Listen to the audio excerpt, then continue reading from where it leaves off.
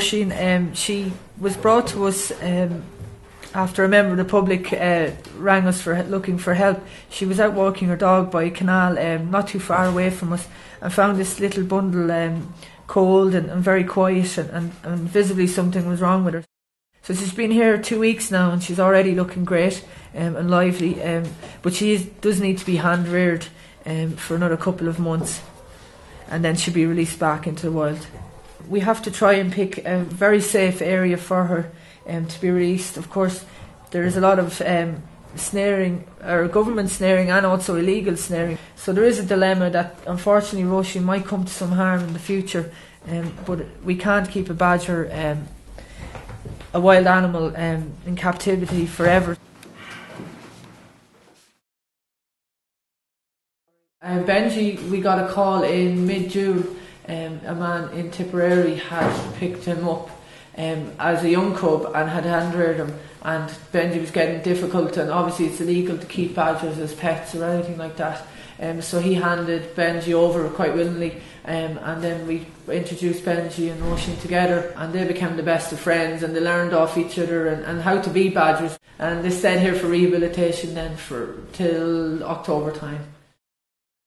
With the help of the Irish Wildlife Trust, we were able to secure a release site, that the landowners were agreeable to have badgers on their land. The hard work was really done by Dan Donagher and the great team in the Kildare Animal Foundation. We just kind of facilitated bringing all the different groups together. So Kildare Group, the Department of Agriculture, the MPWS, and obviously the couple who volunteered their land, a nice patch of mixed woodland for the release.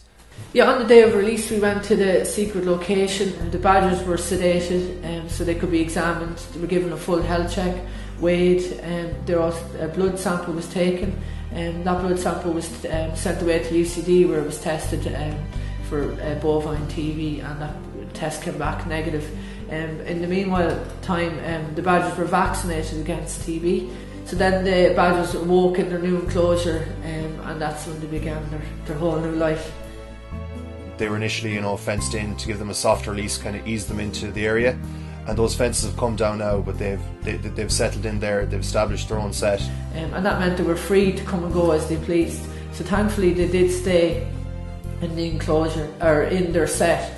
So every night they go out and explore, and get further and further afield, so they'll have more of a home range. It's good for the public to be able to view this footage. It's a more natural thing, and most people would never have seen badgers acting naturally. There's a lot of misinformation, a lot of superstition and fear about badgers. They're very intelligent animals, they're very secretive, they have strong social groups, and like ourselves, they have strong family bonds. They get to see how playful they are, and funny actually, because some of the footage is.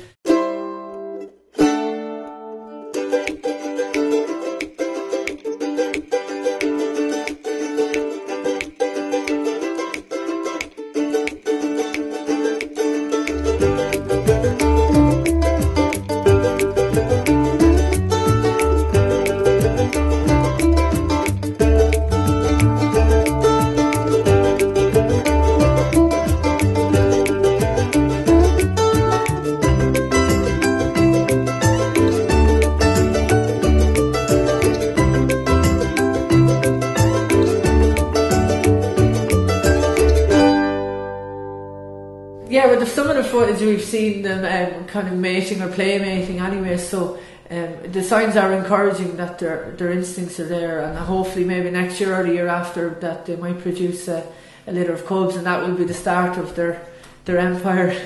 So we just hope they'll stay there and produce a family, and hopefully that set will be there for hundreds of years. Everything's looking very positive at the moment, but of course there are real threats out there for not just Benji and Róisín, but all badgers. Badger baiting is a huge issue in Ireland, and obviously we have an ongoing badger cull. So this year I suppose we'll have culled 6,000 more badgers, and 100,000 in total since 1984. We really need people, if they feel engaged with these two badgers, and if they maybe want to help out a bit, they need to put on pressure on people like Simon Coveney, and they can do that by signing our petition to end culling. Vaccination has been accepted as the future, and we just want to see that future come sooner rather than later. The whole rehabilitation process, it is long, it could be 6 months or over, but it shows that it is worthwhile doing, because these badgers can't integrate back into the wild. But this project, it shows people that it is worthwhile, you know, rehabilitating animals, and also badgers are a natural part of our history, you know, and they should be left alone. We shouldn't be out there killing them year after year, when there's other solutions.